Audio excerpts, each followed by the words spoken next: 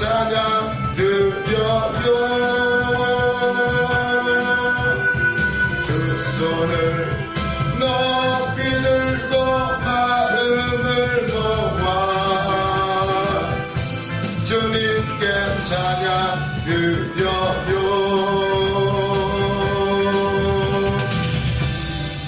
아멘. 기도하고 시작하도록 하겠습니다. 하나님 감사합니다. 오늘 또 단비를 촉촉히 내려주시니 감사를 드립니다. 비를 맞고 만물이 소성하는 것과 같이 우리에게 은혜의 단비, 성령의 단비를 가득히 부어주시어서 메마른 것 같은 우리의 영혼 안의 삶 가운데 날마다 풍성한 역사만 있게 하옵소서. 또 말씀을 함께 상고하며 배웁니다. 아버지 하나님, 우리 하는데 온전히 말씀만 있어 삶 가운데 열매 맺게 하여 주시옵소서. 예수님의 이름으로 기도드렸습니다. 아멘. 오늘은 이제 사도행전 18장이죠? 사도행전 18장. 진도가 굉장히 빨리 나가고 있더라고요. 보니까 엄청 많이 뺐는데, 그래가지고 그 성령 세례에 대해서 많이 나중에 생각을 해보려고 하는데 시간이 날지 모르겠어요. 아무튼 저도 열심히 준비하려고 합니다. 아무튼 이제 바울이 이제 고린도로 가요. 고린도로 아덴을 떠나서 18장 1절에 보니까 그 후에 바울이 아덴을 떠나 고린도에 이르러 고린도에 이르게 되는데, 아테네에서는 그 아주 철학자들이 많은 그곳에서 이제 하다가 거기서도 아주 많은 사람들이 조롱을 해요. 17장 32절 보면 그 아테네에서 철학이 아주 왕성하고 세상 지식이 아주 끝을 달리는, 그 당시 로마가 힘으로 세계를 지배했다라면 정신세계를 지배하고 있는 것은 이 헬라 철학, 그 중에서도 이제 아테네가 이제 아주 중심지인데, 그곳에서 바울이 아주 17장 16절에서 이제부터가 이제 바울의 설교인데, 그 믿지 않는 세상 철학으로 꽉 차 있는 사람들한테 하나님을 증거했어요. 하나님. 모든 만물 가운데 하나님이 계시고, 하나님 부여하시고, 너희들이 섬기는 신처럼 무슨 제물을 받고 제사를 받고 이런 신이 아니고 하나님은 부여하시고 우리에게 모든 걸 주시는 분이다. 이미 자연 만물 가운데 하나님을 계시하고 계신다. 이런 모든 것들을 이렇게 말씀을 증거했는데, 그런데 32절 보면 그들이 죽은 자의 부활을 듣고 어떤 사람은 조롱도 하고 어떤 사람은 이 일에 대하여 네 말을 다시 듣겠다 하니, 이에 바울이 그들 가운데서 떠나매 몇 사람이 그를 가까이하여 믿으니 그 중에 아레오바고 관리 디오누시오와 다말이라 하는 여자와 또 다른 사람들도 있었더라. 그때도 이렇게 말씀 증거했는데 조롱하는 사람들이 굉장히 많았어요. 그리고 또 어떤 사람은 좀 처음 듣는 소리니까 다시 한번 듣자 이랬는데, 결국 바울이 그곳을 떠나게 되었는데, 그러고 나서 이제 18장으로 넘어오면 18장 1절 그 아덴을 떠나서 고린도에 이르러요. 고린도는 이제 고린도 전후서도 있죠. 바울이 이제 고린도 전후서도 썼는데, 고린도는 우리가 많이 들었죠. 고린도는 어떤 도시인가?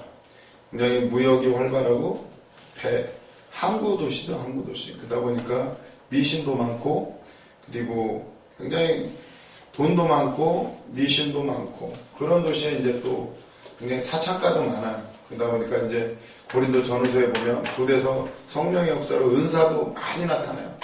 은사도 많이 나타나는데 여전히 그 습성들, 옛날 습관들, 그래서 뭐 성령 받고 믿음 생활 하면서도 뭐 되게 굉장히 좋지 않은 얘기들이 많이 나와요. 고린도 전서 이쪽 보면은. 그래서 그거에 대해서 이제 바울이 편지를 쓸 정도로 굉장히 음란한 도시, 또 우상숭배가 만연한 도시인데, 그곳에서 굉장히 힘들었었나 봐요, 바울이. 고린도전서 2장 2절에, 고린도 전서 2장 2절에 보시면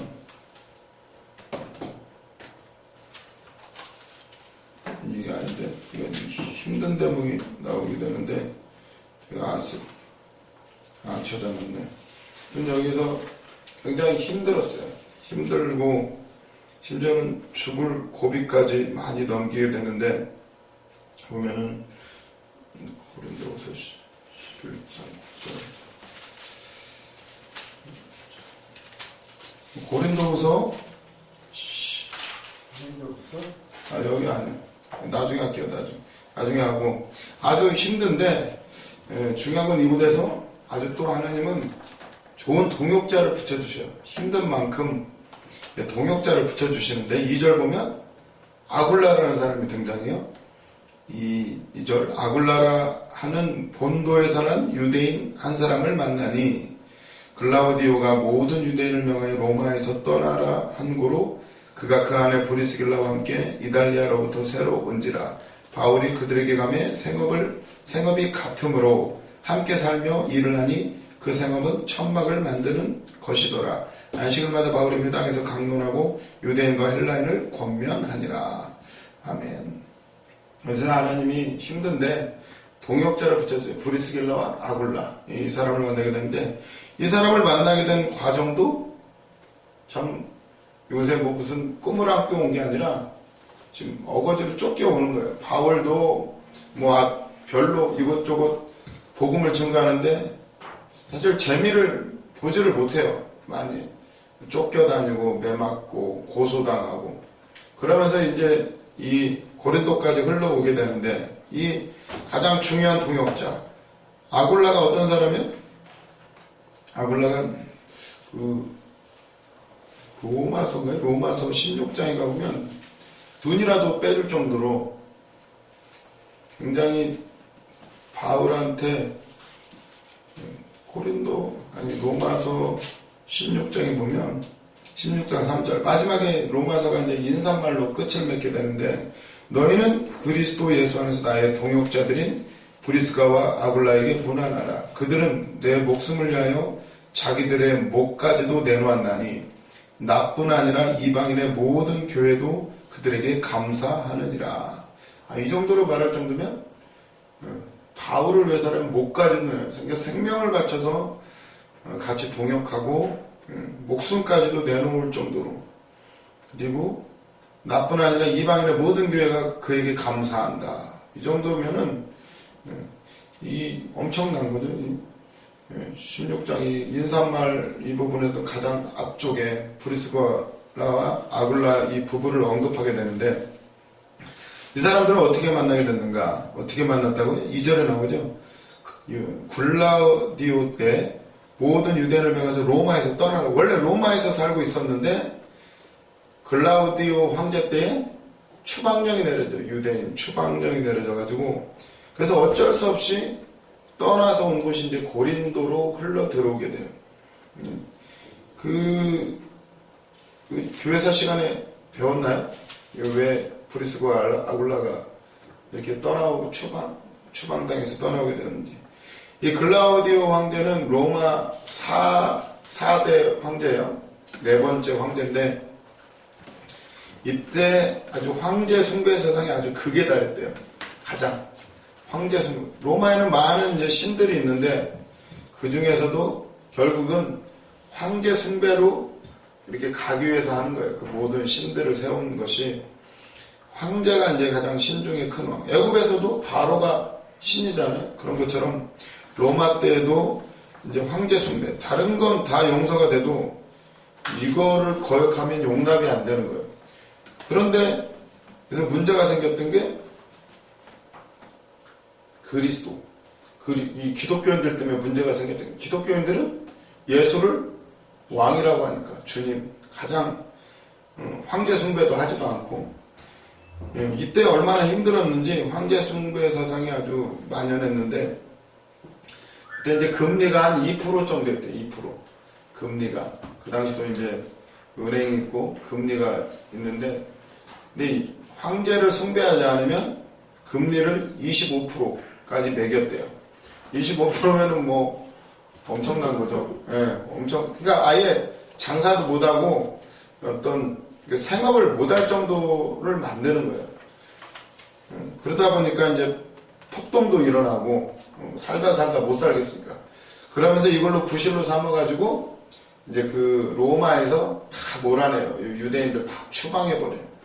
그러면서 이 브리스길라 아굴라가 전 재산 다 뺏기고 망하고 살기 위해서 온 곳이 이제 고린도 지역이 이제 무역이 흥하고 바닷가니까 그래서 먹고 살려고 이제 이 지역으로 합류하게 되는데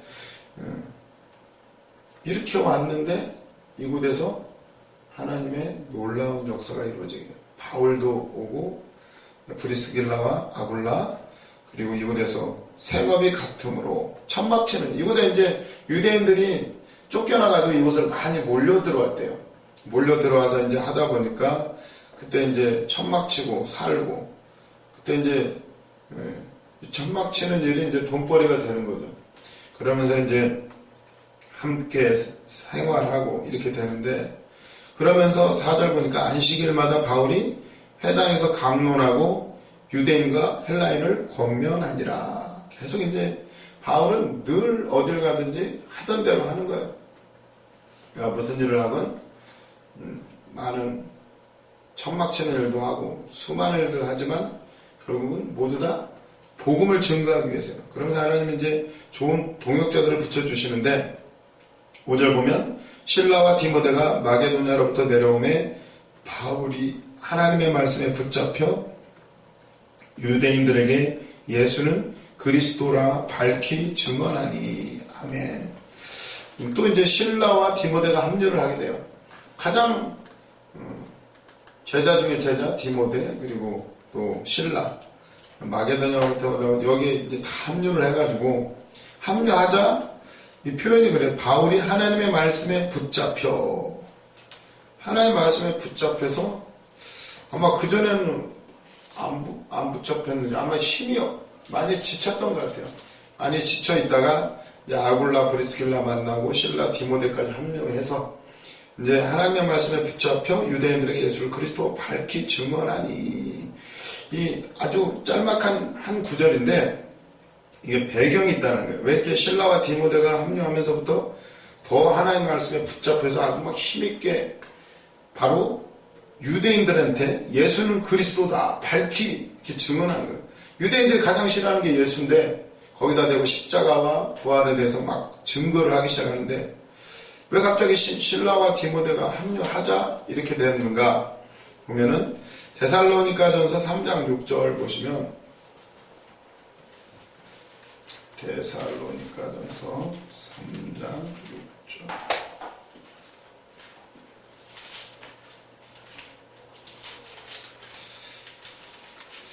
이제 데살로니가 3장 6절 지금은 디모데가 너희에게로부터 와서 너희 믿음과 사랑의 깊은 소식을 우리에게 전하고 또 너희가 항상 우리를 잘 생각하여 우리가 너희를 간절히 보고자 함과 같이 너희도 우리를 간절히 보고자 한다 하니. 디모데와 실라로부터 이게 이 대목이에요. 이 데살로니가의 소식을 들어요. 굉장히 지금 바울을 생각하고 기다리고 좋아한다는 거예요. 보면 데살로니가는 원래 굉장히 좋지 않은 기억이 있고 17장 1절에가 이제 데살로니가 지난 시간에 배웠어요. 데살로니가 지역에서 어떤 일이 있었는가 전했더니 17장 5절에 보면 그러나 유대인들은 시기하여 저자의 어떤 불량한 사람들을 데리고 깡패들을 동원해가지고 때를 지어 성을 소동하게 하여 야손의 집에 침입하여 그들을 백성에게 끌어내려고 찾았으나 뭐 이런 대목들 심지어는 깡패까지 동원해가지고 이 바울을 죽이려고 이런 지역이 이제 데살로니가였어요. 데살로니가에서 이제 피해가지고 간 곳이 베레아 10절에 보면 베레아 시골로 도망갔는데 여기서 이제 베레아 사람들은 말씀을 잘 받아들여야죠. 이게 데살로니가하고 비교를 하는 거죠. 데살로니가는 아주 큰 도시고 지금으로 지금 뉴욕 같은 곳이라고 말씀을 드렸었는데 그러다 보니까 잘 받아들이지 않고 아주 강팍한데 그 정도로 이 데살로니가는 별로 좋은 기억이 없어요. 그냥 쫓기다시피 베레아 지방으로 도망갔었고, 또 베레아에서 아테네로 갔다가 이제 지금 고린도로 왔는데, 이 실라와 디모데가 도착하면서 그 데살로니가 지역에 소식을 전해준 거예요. 그곳에서 많은 열매를 맺은 거예요. 신기하지 않아요? 바울이 있을 때는 별로 재미도 못 받고 쫓기다시피 왔는데, 나중에 소식을 들으니 디모데와 실라의 입을 통해서 들으니, 아니 지금 데살로니가 전서 3장에 보면은 3장 1절에 보면, 이러므로 우리가 참다 못하여 우리만 아덴에 머무기를 좋게 생각하고, 참다 못해서 데살로니가를 떠나서 아덴으로 갔었어요. 아덴에 머무기를 좋게 생각하고 우리 형제 곧 그리스도의 복음을 전하는 하나님의 일꾼인 디모데를 보내노니, 바울은 도망오고 디모데를 데살로니가에다 남겨두고 왔었어요. 그런 얘기를 지금 데살로니가전서에서 얘기를 하는 거예요. 이는 너희를 굳건하게 하고 너희 믿음에 대해서 위로함으로, 데살로니가서 3장 3절, 아무도 이 여러 환난 중에 흔들리지 않게 하려 함이라. 우리가 이것을 위하여 세움을 받은 줄 너희가 친히 알리라. 우리가 너희와 함께 있을 때에 장차 받을 환난을 너희에게 미리 말하였는데 과연 그렇게 된 것을 너희가 아느니라. 이러므로 나도 참다 못하여 너희 믿음을 알기 위하여 그를 보내었노니, 이는 혹 시험하는 자가 너희를 시험하여 우리 수고를 헛되게 할까 하니. 바울이 참다 떠나왔는데 그래도 걱정이 돼가지고 디모데를 보냈단 말이에요. 보냈는데 이게 디모데를 통해서 아주 기쁜 소식을 들었어요. 3장 6절, 지금은 디모데가 너희에게로부터 와서 너희 믿음과 사랑의 기쁜 소식을 우리에게 전하고, 또 너희가 항상 우리를 잘 생각하여 우리가 너희를 간절히 보고자 함과 같이 너희도 우리를 간절히 보고자 한다 하니, 이러므로 형제들아 우리가 모든 궁핍과 환난 가운데서 너희 믿음으로 말미암아 너희에게 위로를 받았노라. 아멘. 바울이 지금 고린도에 머물면서 너무 힘들고 막 지금 사역이 힘들어요. 물질적으로 힘들어가지고 천막 치는 일을 하면서 하루 종일 그 일하고, 그리고 나서 또 회당에 들어가서 강론하고, 그러다 보니까 힘든데 너희들 때문에 위로를 받았대요. 데살로니가죠. 그게 불량배들 때문에 도망치듯이 데살로니가를 그냥 떠나왔다가 그래도 생각이 나서 디모데를 보냈는데 오히려 더 잘 되는 거예요. 잘 되는 거예요. 그러면서 위로를 받았대요. 왜 그래? 바울이 잘나서 데살로니가가 잘 되는 게 아니라 일은 하나님이 하신다는 거예요. 하나님. 이게 참 신기해요. 그냥 떠나왔고 디모데를 보냈는데 오히려 잘 되는 거예요. 그런 걸 보면서 이제 여기서 그게 힘을 얻은 거예요. 힘을. 배경이 이래요. 그래서 하나님 말씀에 확 붙잡혀가지고 유대인들에게 예수는 그리스도라고 밝히 증언하니, 6절 보면 그들이 대적하여 비방하거늘 바울이 옷을 털면서 이르되 너희 피가 너희 머리로 돌아갈 것이요 나는 깨끗하니라. 이후에는 이방인에게로 가리라 하고 거기서 옮겨 하나님을 경외하는 디도 유스도로 가는 사람의 집에 들어가니 그 집은 회당 옆이라. 또 회당장 그리스도가 온 지방과 더불어 주를 믿으며 수많은 고린도 사람도 듣고 믿어 세례를 받더라. 아멘. 이렇게 했는데도 사람들이 막 비방하고 대적하고, 그러니까 바울이 막 먼지 털면서 나 이제 유대인들한테는 안 한다. 이방인한테만 가겠다. 이러면서 했는데 마침 옮겨서 갔는데 회당 옆에 있는 그 집에 들어갔더니 그 사람이 믿어요. 그리고 회당장 그리스도가 온 지방과 더불어 세례를 받아요. 이런 역사가 일어나게 되는데, 그러면서 나오는 환상이 9절부터 너무나 굉장히 힘들었나 봐요. 바울이 보면은 밤에 주께서 환상 가운데 바울에게 말씀하시되 두려워하지 말며 침묵하지 말고 말하라. 바울이 뭐라고 했어요? 유대인들한테 다시는 내가 안전하고 이방인한테 가겠고, 아마 두려움도 꽤 있었나 봐요. 계속 지금 불량배들한테 저기 아직 베레아로 갔다가 아테네로 갔다가 거기서도 재미도 못 보고 그렇게 바울의 학식과 지식으로 그 철학자들 앞에서도 하나님을 그렇게 전했는데 안 돼요. 아마 계속 자신감이 떨어지는 것 같아요.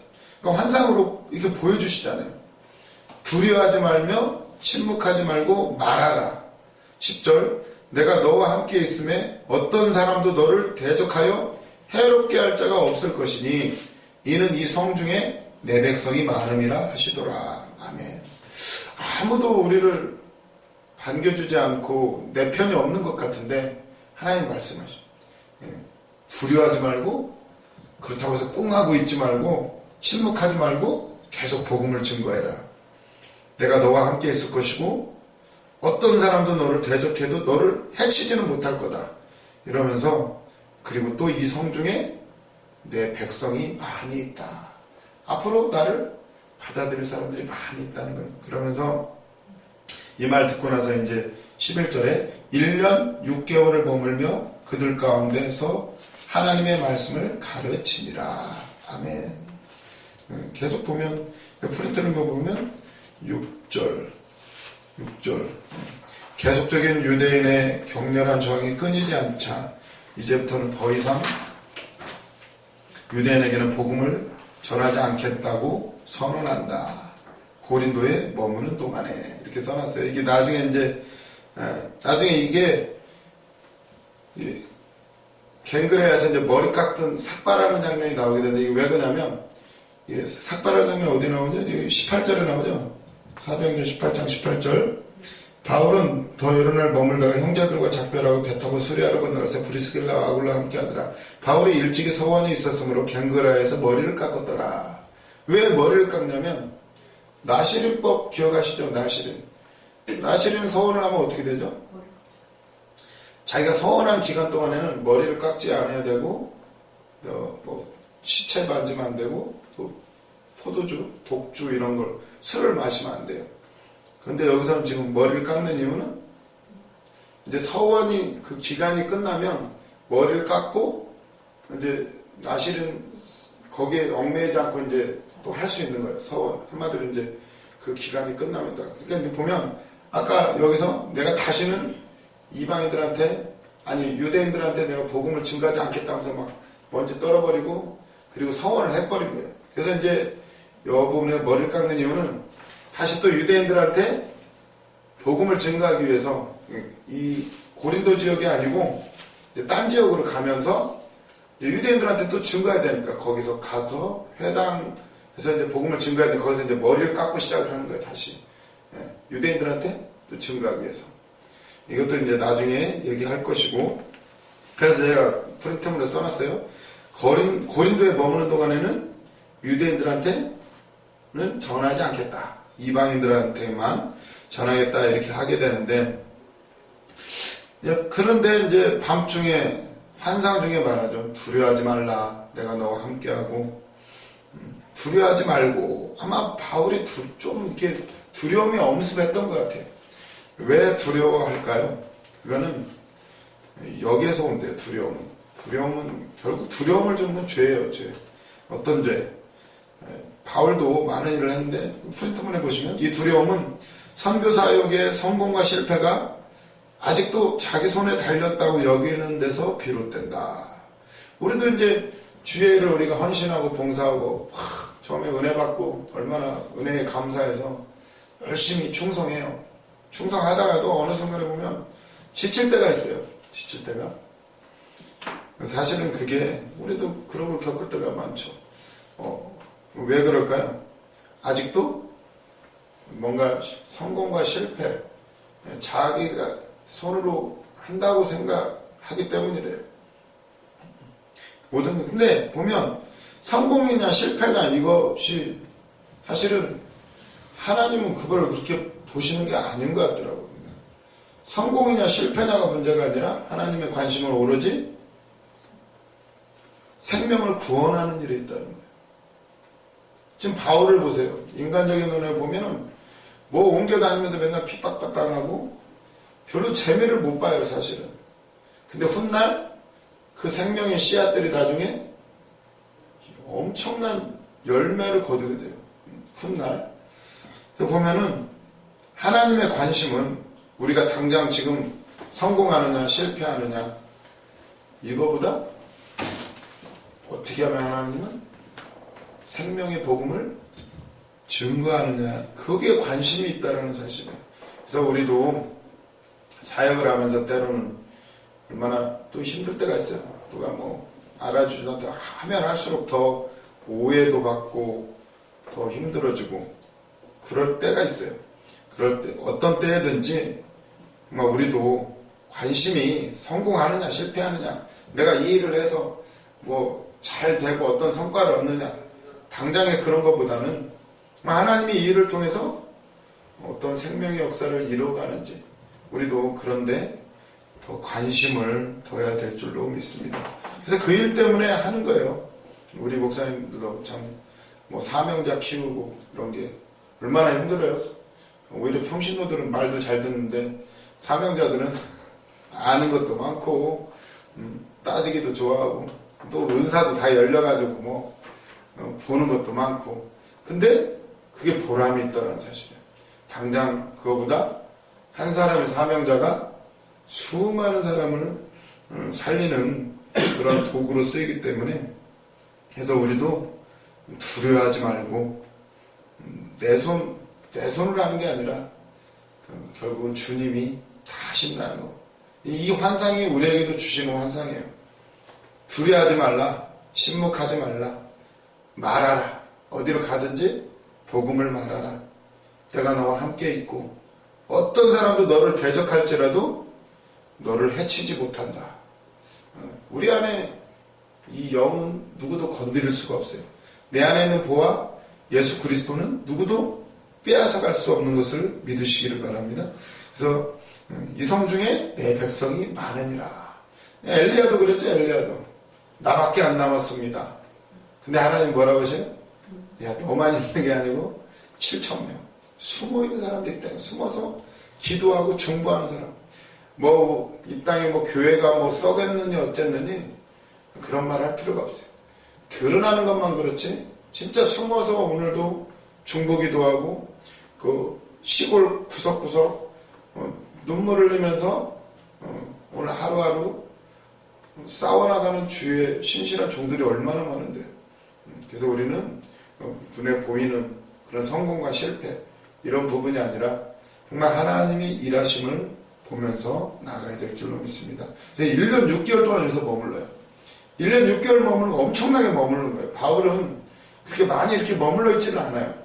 1년 6개월간을 머물렀다는 얘기는 그만큼 이 고린도 지역이 아주 힘든 곳이라는 거예요. 우상이 많고 아주 사람들이 얼마나 무역하는 곳이니까 얼마나 이게 그냥 머리가 핑글핑글 돌아가는 사람들 그런 사람들하고 막 씨름을 한 거예요. 영적 전쟁을 한 거예요. 1년 6개월 동안. 그러면서 말씀을 가르치는 중에 이제 그러면서 12절 보니까 이제 또 한 사건이 나오게 되는데 이 사건도 꽤 중요해요. 나중에 이게 결국 이것도 근거가 돼서 로마로까지 가게 되는 이제 발판이 되게 되는데 이 사건은 이제 갈리오가 아가야 총독이 되었을 때에 갈리오라는 이제 로마 총독이 이름이 나오게 되고 아가야는 이제 지금 이게 고린도에 있잖아요. 고린도는 도시고 아가야는 고린도보다 더 큰 행정부야. 아마 도 정도가 되겠죠. 도. 지금 갈리오라는 사람이 도지사 정도로 이제 부임을 해온 거예요. 총독으로 부임을 해왔는데 대부분 이제 총독이 바뀌고 이러면은 어떤 현상들이 생기냐면 어떨까요? 이제 우리나라도 대통령이 바뀌면 어떠죠?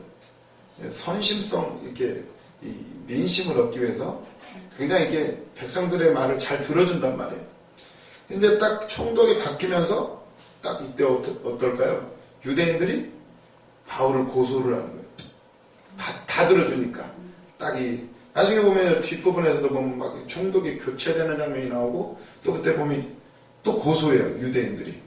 그냥 그 어떤 정치적인 그 변화의 시기 때는 들어준단 말이에요. 그 총독들도 인심을 얻어야 되니까 민심을 이렇게 잡기 위해서 잘 들어주는데 그거를 틈타서 이 사람들이 보면 12절 보시면 갈리오가 아가야 총독되었을 때 유대인이 일제히 일어나 유대인들이 일제히 일어나요. 그러면서 바울을 대적하여 법정으로 데리고 가서 말하되 이 사람이 율법을 어기면서 하나님을 경외하라고 사람들을 권한다 하거늘 바울이 입을 열고자 할 때에 갈리오가 유대인들에게 이르되 너희 유대인들아 만일 이것이 무슨 부정한 일이나 불량한 행동이었으면 내가 너희 말을 들어주는 것이 옳거니와